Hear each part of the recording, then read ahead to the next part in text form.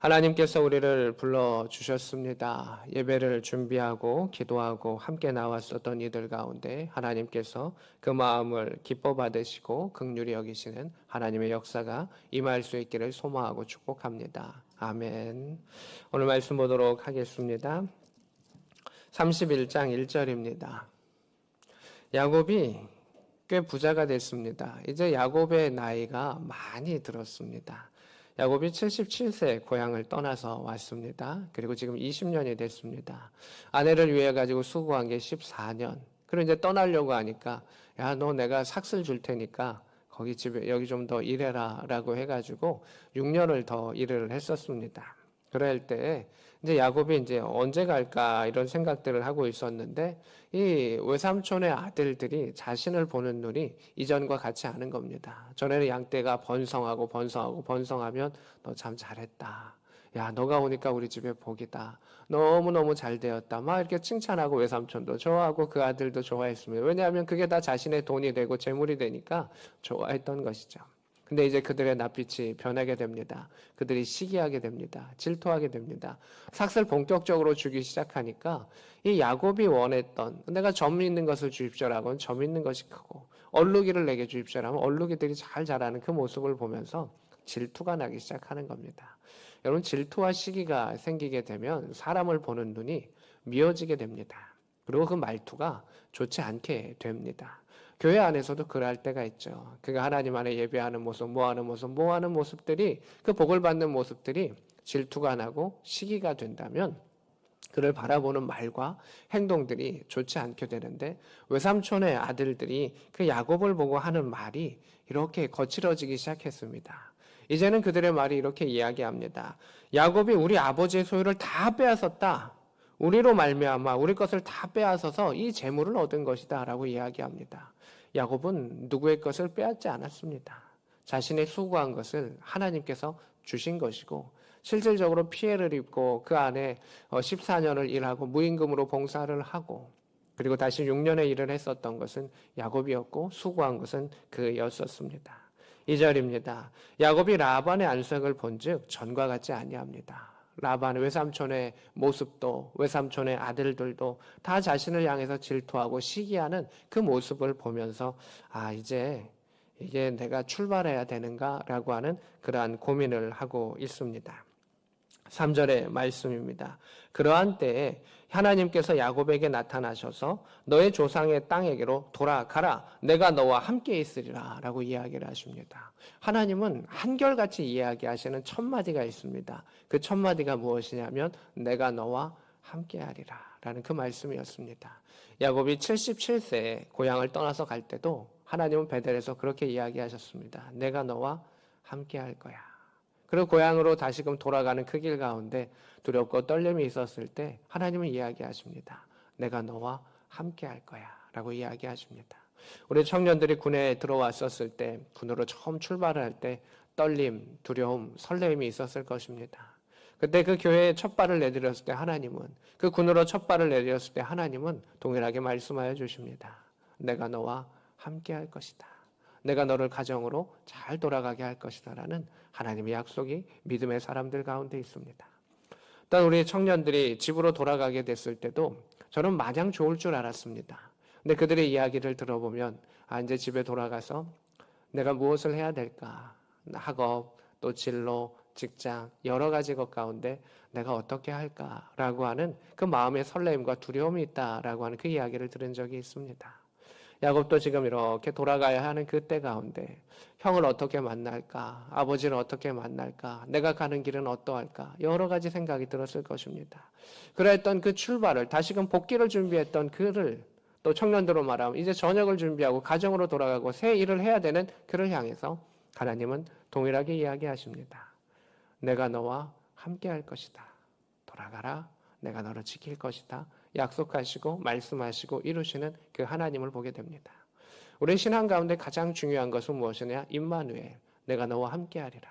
그것을 확증하고 보여주신 것이 예수 그리스도셨습니다. 예수님을 보내셔서 내가 너를 사랑한다, 너와 함께한다.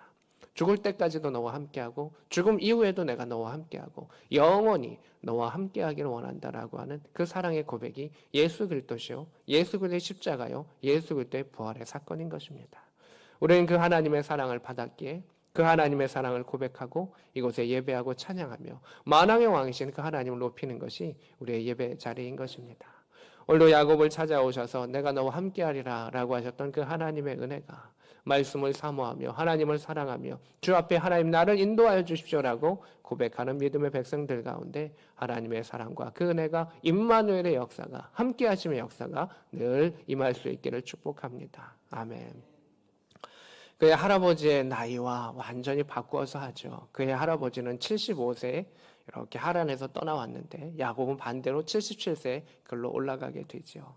그리고 그의 할아버지는 100세에 그 믿음의 결실을 얻어가지고 그 일들을 행했었는데 야곱은 97세에 그 산물과 결실을 얻고 출발하게 되는 그 모습을 보게 됩니다. 완전히 할아버지와 데칼코마니처럼 겹쳐가지고 그 나이를 이렇게 했었던 그 모습을 보게 됩니다. 그러면서 내가 너와 함께하리라 라고 하는 그 말씀을 들은 다음에 그가 의논을 했습니다. 4절의 말씀입니다. 야곱이 사람을 보내어 라헬과 레아를 자기 양떼가 있는 들로 불러다가 이렇게 되어 있습니다. 이제 자신이 이제 출발해야 되니까 가족들하고 의논하는 겁니다. 야, 우리 믿음의 출발 다시금 해야 된다. 전에 야곱은 의논할 사람 없었습니다. 그냥 엄마가 너 가야 돼. 너 안 그러면 여기서 죽을 수도 있어. 가야 돼. 라고 하는 그 상황 속에서 빈손으로 지팡이 하나만 들고 출발했었을 것입니다. 그랬던 그가 자신의 신앙을 고민을 나눌 수 있는 영적인 배우자를 만나게 됩니다. 친구들을 만나게 됩니다. 동역자를 만나게 됩니다. 11명의 아들과 1명의 딸을 그가 얻으면서 재물도 많이 번성하게 됐었던 그 하나님의 은혜를 누리게 됩니다. 그 하나님의 은혜 가운데 가족을 불러가지고 이제 우리 출발해야 된다. 근데 하나님이 나에게 꿈 가운데 말씀하셨다. 출발해야 될 것 같다. 자신의 사정을 이야기를 합니다. 또는 오늘 본문은 이렇게 이야기하며 자기의 양떼가 있는 들로 불러다가 이렇게 이야기합니다. 이제 자신의 그 재물이 어느 정도 된 겁니다. 전에는 외삼촌이 너 이거 해, 너 이거 해, 너 이거 해 라고 하면 그거를 돌볼 수밖에 없었고 자신의 양을 돌보지 못하고 남의 양만을 돌봐야 했었는데 이제 자신의 양을 돌보면서 하나님께서 그 재산을 부욕해 하셨던 그 모습 가운데 가족을 불러가지고 이야기를 합니다. 5절의 말씀에 이렇게 이야기를 합니다. 그대들의 아버지가 안색을 보니 전과 같지 아니하다. 하지만 그러할지라도 내 아버지의 하나님은 나와 함께 계셨도다. 아멘. 이게 신앙의 핵심입니다. 여러분 사람들은 이렇게 자신의 뜻과 맞으면 좋아합니다.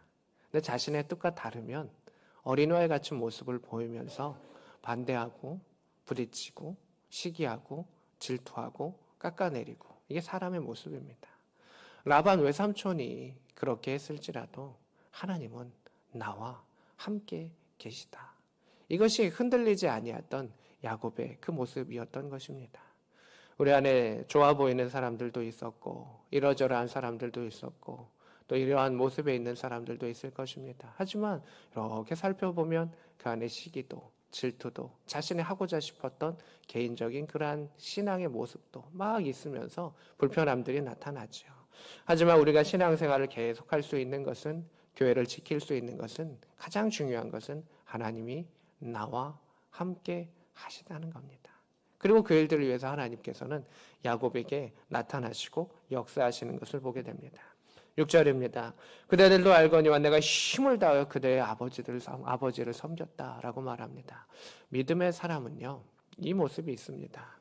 그가 이러하던 저러하던 악하던 어떠하던 자신의 일에 대해서 자신의 자리를 성실하게 지키는 사람이 믿음의 사람입니다. 라반은 그렇지 않죠. 라반은 그렇게 믿음의 사람이 아닙니다. 섞여 있는 사람입니다. 성실하지 않습니다. 자신이 좋아하는 일들을 행하고 또 야곱을 속이고 딸들을 속이고 그렇게 행하는 거죠. 그러한 모습이 있죠. 하지만 야곱은 하나님의 사람이기 때문에 주의 성실로 그 일들을 쭉 나아갑니다.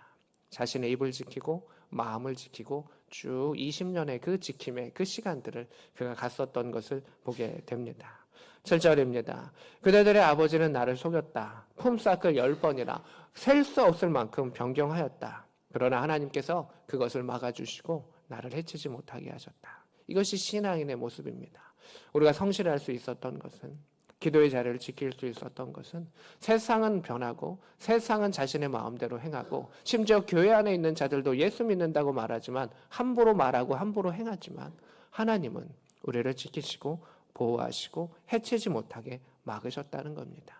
그래서 복음을 전할 수 있는 것이고, 그래서 그 교회를 지킬 수 있는 것이고, 그래서 나아갈 수 있는 것입니다. 야곱이 힘들지 않았다는 것이 아닙니다. 힘들었습니다. 억울했습니다. 화났습니다. 그러나 하나님께서 지키시고 보호하신다라고 하는 것을 깨닫기 때문에 그 자리를 성실로 인내로 지켰던 것을 보게 됩니다. 그럴 뿐만이 아니라 하나님 이렇게 지키셨습니다. 8절입니다. 그가 이르기를 점 있는 것이 너의 삭실이 되리라 하면 온 양떼가 낳은 것이 점 있는 것이 되었고, 얼룩이 있는 것이 너 삭시 되리라 하면 온 양떼가 낳은 것이 얼룩무늬가 되었다. 악한 자가, 고난이 있는 자가 이렇게 하자 막 함부로 행합니다. 근데 그 함부로 행함조차도 하나님께서는 점이 너 거야 라고 하면 점이 내게 되게 하시고, 얼룩이가 너 거야 하면 얼룩이가 내게 되게 하시면서 하나님께서는 하나님의 살아계심을 보여주셨고 나를 보호하여 주셨다. 9절입니다. 하나님이 이같이 그대들의 아버지의 가축을 빼앗아 내게 주셨느니라. 라반이 야곱의 것을 빼앗아 강탈해 간 겁니다. 그가 일한 만큼 수고한 만큼은 갖지 아니하게 못하게 빼앗아 갔었습니다. 그러나 하나님께서는 그 빼앗아 간 것을 다시금 빼앗아서 내게 주셨다라고 말하고 있습니다. 이게 하나님의 힘이고 능력인 것이죠. 우리는 빼앗긴 것 가운데 억울해합니다. 하나님, 내가 이렇게 신실과 성실로 했는데 그는 이렇게 말하고 함부로 말하고 나를 깎아내리고 이렇게 합니다. 억울합니다. 그러나 결국 그 시간이 채워서 그 6년의 시간, 20년의 시간이 채운 후에 하나님의 때가 되었을 때 하나님께서 그것을 빼앗아 주시면서 도로 찾아주시면서 이것은 너 거야. 수고했어. 잘했어. 라고 말씀하시는 하나님의 은혜가 있습니다. 도로 빼앗아 주시는 하나님의 은혜, 도로 되찾아 주시는 하나님의 은혜, 내가 너를 회복시키리라 라고 하셨던 베델의 하나님의 역사가 야곱에게 이루어진 것처럼 성실과 신실로 그 자리를 지키며 하나님의 자리를 지키며 예배 가운데 나왔던 믿음의 백성들 가운데 하나님께서 도로 찾아주시며 믿음의 역사가 임할 수 있기를 축복합니다. 아멘. 그러면서 또 이야기를 합니다. 10절입니다. 비밀을 이야기합니다. 내가 이렇게 양떼가 번성하게 된 거, 그 비밀은 뭐냐면 하나님이 꿈에 사실은 이야기해 준 거야.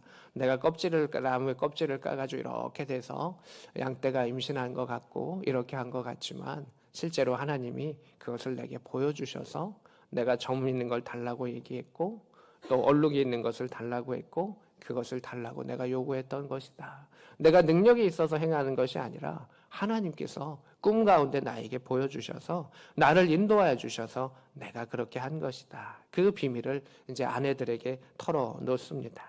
그런 가운데 11절에 꿈에 다시금 나에게 꿈 가운데 이러한 것을 가져라 라고 했었던 하나님의 그 꿈, 그 천사가 또 나에게 나타났다. 그러면서 요번에는 이렇게 이야기를 하셨다. 12절입니다.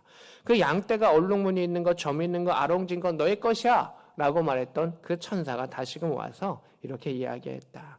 라반이 너에게 행했던 그 악한 일, 너의 것을 빼앗고 마음대로 삭슬 바꿨던 그 일들을 내가 이미 보았다. 알고 있다. 13절입니다.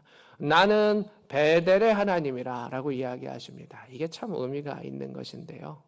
전에는 아브라함의 하나님, 이삭의 하나님으로 그렇게 하나님을 나타내셨습니다. 하지만 이제 하나님은 나는 너의 하나님이야. 베델에서 만났던 너의 하나님이야.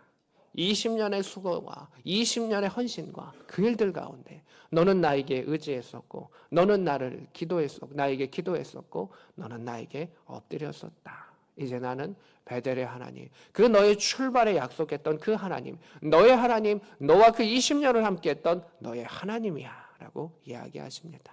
우리 청년들의 군생활 2년이라고 하는 그 1년 반이라고 하는 그 시간 가운데 아버지의 하나님, 어머니의 하나님에서 이제 군 가운데 나를 만나주시고 지켜주신 하나님, 나의 인생을 지키시는 하나님, 베델의 하나님, 나의 하나님을 만나서 그 하나님의 음성을 듣고 하나님의 복 주시고 복 주심을 경험할 수 있는 우리가 또한 청년들이 또 그 가정이 될 수 있기를 축복합니다. 아멘.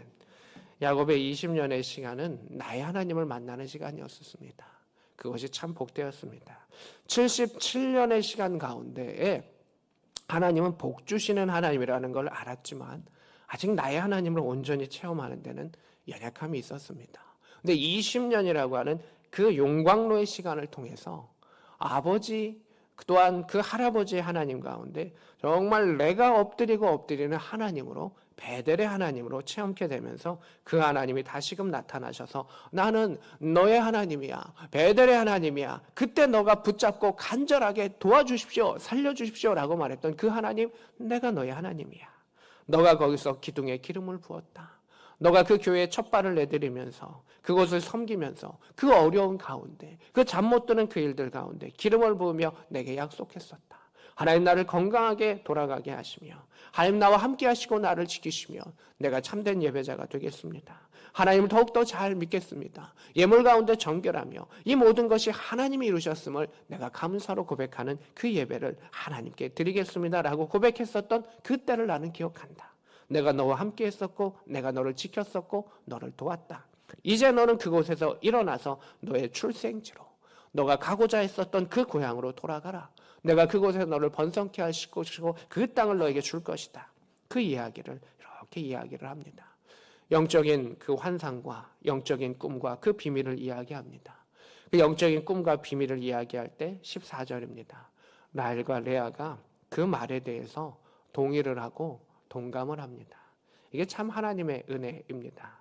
하나님은 상황 가운데도 역사하시고 1대1의 관계 가운데도 역사하시지만 그 동역자 가운데서도 하나님의 일들은 그 마음에 감동을 주어서 라헬과 레아에게 감동을 줍니다. 우리는 아버지의 집에 미련이 없습니다. 아버지가 우리에게 줄 것도 주지 않았고 약속한 것도 주지 않았고 다 빼앗아 갔는데 우리는 이 집을 떠나는데 아무런 미련이 없습니다 라고 이야기를 합니다. 그리고 그들은 떠날 결심을 하게 됩니다. 18절입니다. 야곱이 그 가축과 모든 소유물을 다 모으고 가나안 땅에 있는 아버지로부터 출발을 하려고 합니다. 출발하면서 그 가정이 출발을 합니다. 그런데 두 가지 상황이 나타납니다. 19절에는 이건 안 좋은 상황입니다. 라반이 양털을 꺾으러 갔는데 그의 라헬이 그 빈집을, 그 장막에서 드라빔이라고 하는 것을 훔쳐갑니다. 이게 물질적으로는 얼마 안 될 수 있지만 그 가정의 드라빔이라는 가정에게 복을 주는 우상입니다. 가신이죠. 우리나라도 옛날에 조선시대나 또 일제시대까지도 해도 뭐 이렇게 신주단지 같은 게 있죠. 우리나라 말을 가면 신주단지 모시듯 이런 게 있는데 그거와 가장 유사한 게 이 드라빔입니다. 이게 작은 우상입니다. 얘가 있으면 내가 복을 짓고 가정을 지켜준다는 것입니다. 웃긴 것은 라반은 하나님을 믿었지만 그 안에 가정의 그 신을 섬기면서 이게 섞여 있는 그런 모습을 갖고 있었던 것이죠. 그래서 하나님께서는 아브라함을 떠나게 하셔서 본토 친척 아비집을 떠나 정결한 자로 세워주셨던 그 모습이 있는데 이 라헬이 이게 집에 복을 준다는 그러한 미신인데 그것을 훔쳐가게 됩니다. 이게 라헬의 잘못된 모습이죠. 그러니까 우리가 영적인 욕심이 있어야 되는데 라헬은 그릇된 하나님에 대한 욕심이 있어야 되는데 그릇된 욕심이 있었던 라헬의 모습이죠. 이게 잘못돼 가지고 라헬이 이게 들키면 나중에 죽을 뻔하게 되는데 큰 죽을 위기를 겪게 됩니다. 20절입니다. 야곱은 그 거취를 아람 사람 라반에게 말하지 아니하고 가만히 떠났더라. 이렇게 되어 있습니다. 지금 야곱도 들판에 나가 있고 라반도 들판에 나가 있고 가족은 지금 장막에 있는 상황 가운데 이제 라헬이 드라빔을 도적질하고 이제 우리 어떻게 갈까? 이거 출발을 어떻게 해야 되는데 고민하다가 결국은 외삼촌에게 이야기하지 아니하고 조용히 출발한 겁니다. 나 갑니다라고 하면 너 자식들 데려가지 마라고 말하면 어떻게 할 것인가? 이 재물들 내 거야라고 말하면서 안 보내주면 어떻게 할 건가? 약속을 그렇게 안 지키는 사람이고 욕심꾸러기고 나를 싫어하는데 외삼촌이 나를 안 보내주거나 나를 홀로 떠나게 하거나 가족들과 나를 분리시키면 어떻게 할까? 고민이 되어서 그는 조용히 떠났던 그 모습을 보게 됩니다. 그리고 도망을 치게 됩니다. 22절입니다. 3일 만에 소식이 들렸습니다. 야곱이 도망갔습니다 라고 하는 그 이야기를 듣고 라반이 쫓아옵니다. 그래서 7일 길을 쫓아가지고 길르앗 산에서 드디어 만나게 됩니다. 아마 밤새 달려갔을 겁니다. 보통 30km, 40km를 행군하게 된다면 이들의 그 거리, 라반이 쫓아오는 거리는 70km, 80km를 하루에 행진해가지고 돌파해서 쫙 온 겁니다. 그렇게 살기 등등하게 쫓아오는 라반을 향해서 24절에 이런 말씀이 있습니다. 밤에 하나님이 라반에게 나타나셔서 너는 야곱에게 선악간에 아무 말도 하지 말라. 하나님 이렇게 판결하신 것을 보게 됩니다. 하나님이 이 라반이 이렇게 하고 저렇게 하고 괴롭히고 이렇게 했을 때도 한 말씀도 안 하시고 계속 야곱을 지켜주셨습니다. 그러나 결정적일 때 라반이 야곱을 해할 수도 있고 상하게 할 수도 있고 못되게 하는 것이 아니라 극에 달할 수 있는 그때만큼은 하나님께서 라반에게 나타나셔서 막아주시는 것을 보게 됩니다. 너 건드리지 말아라. 아브라함의 때에도 하나님께서 나타나셔서 건드리지 못하게 지켜주실 때가 있었고 이삭의 그 일들 가운데 하나님 늘 보호해 주셨지만 야곱도 동일하게 정말 위험한 그 순간 가운데 하나님께서 그를 붙잡아 주시면서 라반 너 건들지 마. 무슨 이유든 책 잡지 말고 아무것도 그를 하지 마라고 하나님 막아주신 것을 보게 됩니다. 결국 라반이 어떻게 할 수가 없는 상황이 됐죠. 그렇지만 라반은 야곱에게 도착해가지고 따집니다. 너 왜 내 딸들, 내 손주들 마음대로 너 이렇게 데려갔어? 인사도 시키지 않냐고 데려갔어? 라고 이야기합니다. 그때 야곱이 이야기하죠. 삼촌이 안 보내줄 것 같아서 내가 이랬습니다. 라고 이야기하죠. 사실이죠. 그렇게 욕심 많은 사람입니다.